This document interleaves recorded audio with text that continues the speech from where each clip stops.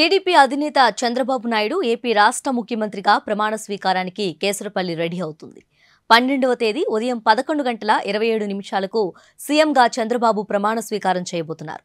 ఎక్కడా తేడా రాకుండా 5గురు ఐఏఎస్ అధికారుల పర్యవేక్షణలో జెట్ స్పీడ్లో ఏర్పాట్లు జరుగుతున్నాయి. ప్రధాని మోదీతో పాటు పలు రాష్ట్రాల ముఖ్యమంత్రులు, కేంద్ర మంత్రులు ఈ కార్యక్రమానికి రానున్నారు. ఈ నేపథ్యంలో ఏర్పాట్లను భారీగా చేస్తున్నారు. ప్రముఖులతో పాటు దాదాపు 1,00,000 మందికి పైగా ప్రజలు వస్తారని అంచనా వేస్తున్నారు.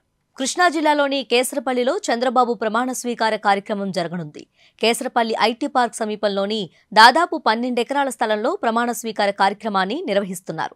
ప్రధాని మోదీ కూడా ఈ ప్రమాణ స్వీకారానికి వస్తున్నారు కాబట్టి భద్రతపై అధికార యంత్రాంగం ఫుల్గా ఫోకస్ పెట్టింది. సభావేదిక సిట్టింగ్, పార్కింగ్, భద్రతపై అధికారులు పకడ్బందీగా ఏర్పాట్లు చేస్తున్నారు.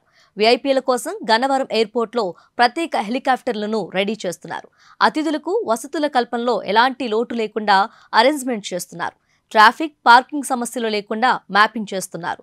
పార్కింగ్ ప్లేస్ నుంచి ప్రధాన సభకు చేరుకునేందుకు వీలుగా అప్రోచ్ రహదారులు ఏర్పాటు చేస్తున్నారు. ప్రమాణ స్వీకారం మెయిన్ స్టేజ్ పనులు జరుగుతున్నాయి. ప్రముఖులతో పాటు దాదాపు 1,00,000 మందికి పైగా ప్రజలు వస్తారని అంచనా వేస్తున్నారు. 80,000 మందికి పైగా సిట్టింగ్ ఏర్పాట్లు చేస్తున్నట్లు తెలుస్తోంది. అందుకు తగ్గట్లుగానే స్టేజ్ ను సిద్ధం చేస్తున్నారు. జర్మన్ హ్యాంగర్స్తో భారీ ఎత్తున ఏర్పాట్లు చేస్తున్నారు.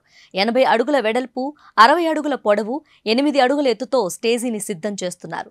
స్టేజీ పనులను తిరుపతి జేసీ ధ్యాన్ చందర్, వైజాగ్ వీఎంసీ కమిషనర్ సాయికాంత్ వర్మ పర్యవేక్షిస్తున్నారు.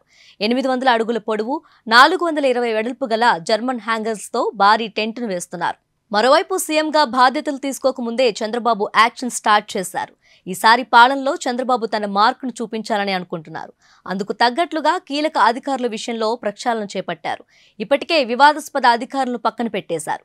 ప్రభుత్వ కార్యాలయాల నుంచి డాక్యుమెంట్స్ మాయం కాకుండా చర్యలు తీసుకుంటున్నారు. అంతేకాదు ప్రమాణ స్వీకారం తర్వాత జరిగే రివ్యూలకు అధికారులు రెడీ అవుతున్నారు. ఇరిగేషన్ శాఖ అధికారులు పోలవరం ప్రాజెక్టు స్థితిగతులపై నివేదికలు రెడీ చేస్తున్నారు. గ్రామాలు, పట్టణాలు పారిశుద్ధ్యంపై దృష్టి పెట్టాలని అధికారులకు సూచించారు బాబు. ఇలా ఏమాత్రం టైం వేస్ట్ చేయకుండా వ్యవస్థలను గాడిలో పెట్టే పనులకు శ్రీకారం చుట్టారు బాబు.